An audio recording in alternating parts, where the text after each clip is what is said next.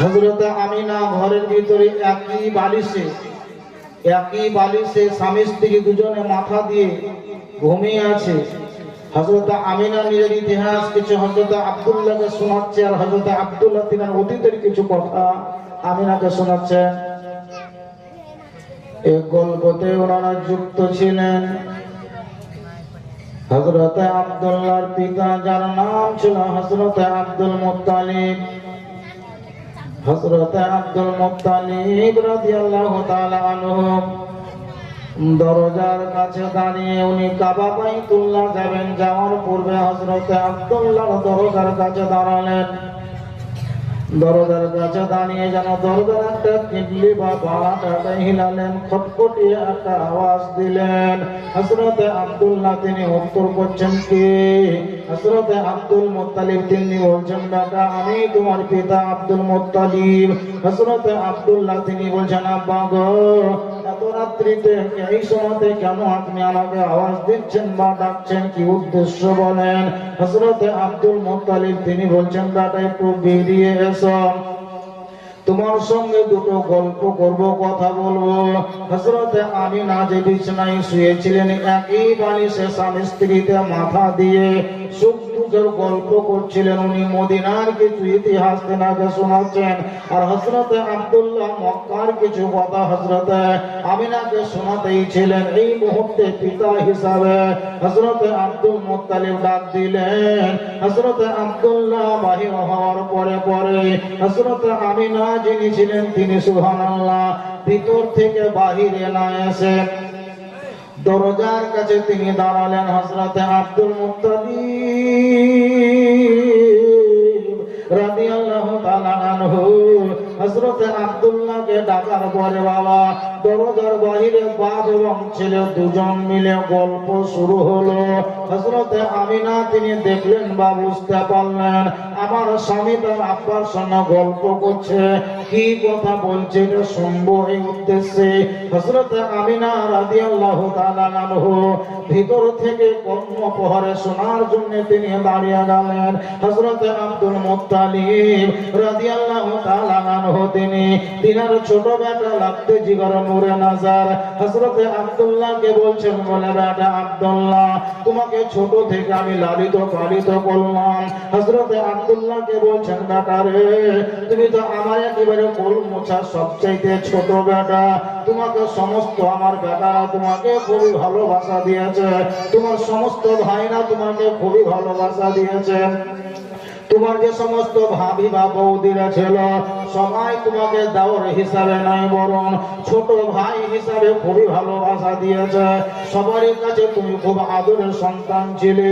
হযরত Abdul Muttalib তিনি বলছেন, বেটা শোনো, এতদিন পর্যন্ত তোমার সংসার হয়নি, এতদিন পর্যন্ত তোমার বিয়ে দেওয়া হয়নি, তোমার ভাবিদের কাছে তুমি খুবই জনপ্রিয় ছিলে, তোমার ভাইদের কাছে তুমি খুবই প্রিয় ছিলে, আমার কাছে তুমি খুবই প্রিয় আছো, তোমার মায়ের কাছে তুমি খুবই প্রিয় আছো। হযরত আব্দুল মুত্তালিব তিনার বেটা হযরত আব্দুল্লাহকে বলছেন, বেটা একটা কথা তোমাকে বলবো, এই কথাটা বলার জন্য তোমাকে আমি ডাকলাম। হযরত আব্দুল্লাহকে বলছেন, বেটা শোনো, এতদিন পর্যন্ত তুমি একই সংসারে থেকেছ, তোমার সমস্ত ভাইরা কর্ম করেছে, ব্যবসা করেছে, অর্থ উপার্জন করেছে, তুমি অনেক টাকা খরচ করে দিয়েছ, কোনো ভাই কোনোদিন তোমাকে জিজ্ঞাসা করেনি টাকা তুমি খরচ করলে বা কোনো জিজ্ঞাসা করেনি, তোমার ভাবিরা এতদিন পর্যন্ত তোমাকে হাতের তালু তৈরি করে সবাই খুব ভালোবাসা দিয়েছে, তোমার উপরে হিংসা কিছু করেনি, আব্দুল্লাহ কাজ কেন করে না এটা কেউ কোনদিন বলেনি। হযরত আব্দুল মুত্তালিব রাদিয়াল্লাহু তাআলা আনহু হযরত আব্দুল্লাহকে বলছেন, বেটারে শোনো, তবে এখন তুমি সংসারী ব্যক্তি হয়েছ, তোমারও বিবাহ দিয়ে দিয়েছি, যেই ভাইরা যে ভাবিরা তোমার উপরে এতদিন পর্যন্ত হিংসামূলক কথা বলেনি, এখনো যদি তোমার বিয়ে হওয়ার পরে তুমি কোনো কাজকর্ম না করো, হয় না হয় তোমার ভাবি হয়তো নাক টাকা দেবে, কেউ হয়তো মুখটা দিতে পারে, ভাইদের ভিতরে হয়তো একটা হিংসা ধারণ করাতে পারে তোমার ভাবিরা। এইরকম কথা বলার পূর্বে যেহেতু তোমারও সংসার হয়েছে, সেহেতু সংসারে খরচ করার মতো তোমাকেও কিছু টাকা উপার্জন করতে হবে। হযরতে আব্দুল্লাহ তিনি বলছেন, আব্বা গো, আমি তো এর পূর্বে কোনোদিন কোনো কাজ করিনি, কাজ করা আমার তেমন কোনো অভ্যাস নয়, ব্যবসা করা আমার তেমন কোনো অভ্যাস নয়, আমি কি কাজ করব আপনি আমাকে বলে দেন। হযরতে আব্দুল মুত্তালিব তিনি বলছেন, বেটা শোনো, তোমার ভাবিরা কোনো কথা বলার পূর্বে, প্রতিবাদমূলক কোনো কথা বলার পূর্বে তুমি সজাগ হয়ে যাও, সচেতন হয়ে যাও। আর আমার তরফ থেকে তোমাকে একটা নসিহত বলছি, আর বাড়িতে বসে থাকিও না, তোমার ভাইদের সঙ্গে ব্যবসা করার জন্য তুমি জড়িত হয়ে যাও।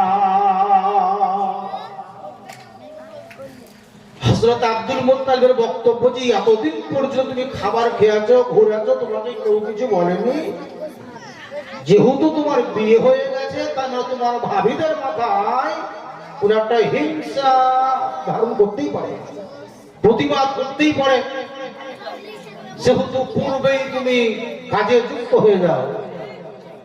হযরতে আব্দুল মুত্তালিব তিনি যা যা কথাগুলা বললেন, হযরতে আমিনা ঘরের ভিতর থেকে তিনি সব যেন শুনতে পেলেন। হযরতে আব্দুল মুত্তালিব বলছেন, বেটা তবে তোমাকে কাজে যেতে হবে। হযরতে আব্দুল্লাহর বক্তব্য বলে, আব্বা গো, যেহেতু আমি বড় হয়েছি সেহেতু আমাকে অবশ্যই কাজ করতে হবে, কখন থেকে কি কাজ করব আপনি আমাকে বলে দেন। হযরতে আব্দুল মুত্তালিব তিনি বলছেন, বেটা তোমাকে কোনো কাজ করতে হবে না, তবে আগামীকাল সকাল বেলায় তোমার সমস্ত ভাইয়েরা মক্কা থেকে সন্দেশ যাবে মালপত্র ক্রয় করার জন্য, তুমিও তাদের সঙ্গী হিসাবে একটা উটের উপর বসে সন্দেশ তুমি চলে যাবে ব্যবসা করার জন্য। হযরতে আব্দুল্লাহর বক্তব্য বলে, আব্বা গো, এই কথাটা বলার জন্য আপনি আমাকে ডাকলেন, আমার কোনো অসুবিধা নাই, অবশ্য আমি কালকে কাজের জন্য, ব্যবসা করার জন্য আমি আমার ভাইদের সঙ্গে সন্দেশ চলে যাব। এটাই কাজ, চলে যাবো, কোনো ব্যাপার নাই।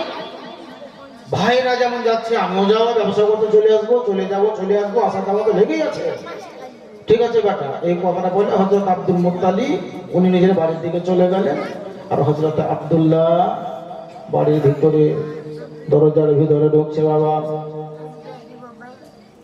হযরত আব্দুল্লাহ রাদিয়াল্লাহু তাআলা আনহু আব্দুল মুত্তালিবের সঙ্গে কথা কমপ্লিট করার পর যে ঘর থেকে বেরিয়ে এসেছিলেন ওই ঘরে তিনি প্রবেশ করলেন বা ঢুকলেন।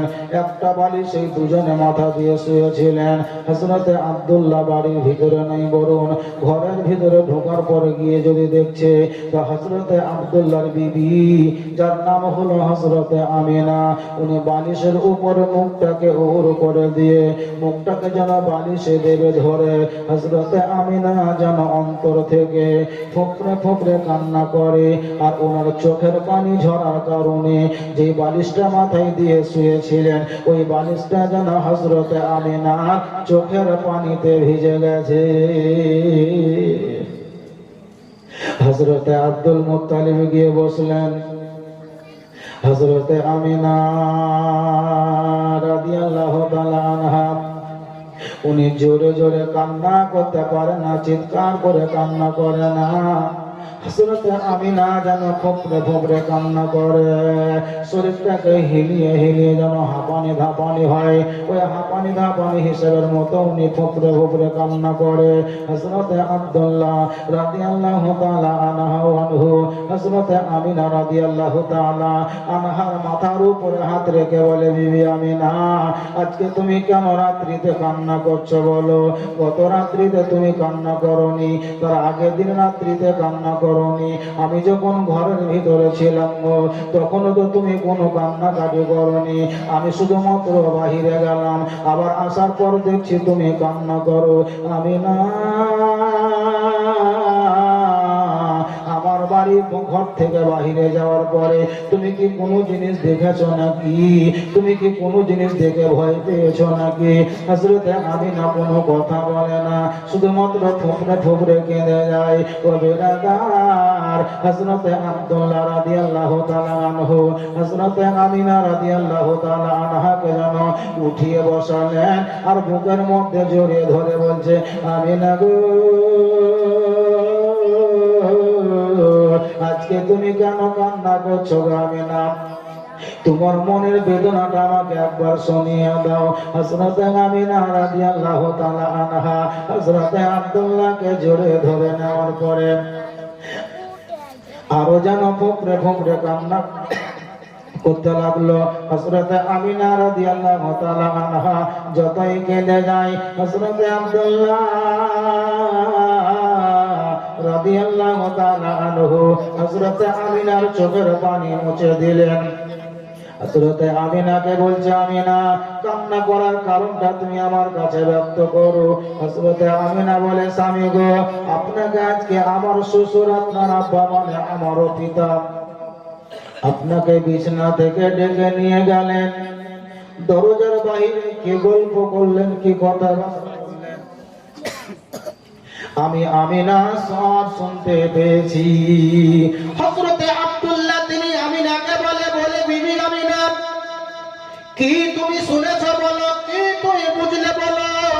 হযরতে আমিনা তিনি বলছেন, বলে স্বামী গো, আমি এটাই বুঝলাম বা শুনতে পেলাম, যেটা জানতে পারলাম, এতক্ষণ পর্যন্ত আপনি আমার সঙ্গে ছিলেন, আমার কাছ থেকে উঠে যাওয়ার পরে আমার শ্বশুর, আপনার পিতা আগামীকাল আপনাকে আপনার ভাইদের সঙ্গে ব্যবসা করার জন্য সন্দেশ পাঠিয়ে দেবে।